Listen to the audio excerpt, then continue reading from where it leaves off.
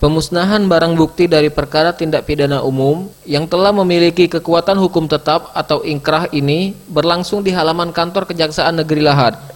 Ratusan barang bukti dari 125 perkara inkrah ini didominasi barang bukti berupa narkoba, 8 batang ganja, paketan ganja seberat 155,546 gram, sabu-sabu seberat 112,01 gram, 15 butir pil ekstasi, 243 botol dan 7 botol sisa minuman keras berbagai merek, 5 pucuk senjata api rakitan serta 17 butir peluru.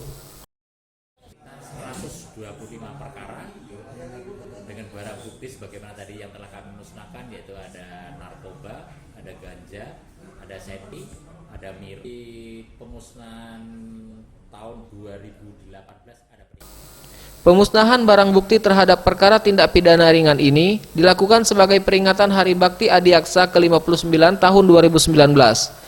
Ahmad Yudiansah, Sriwijaya TV.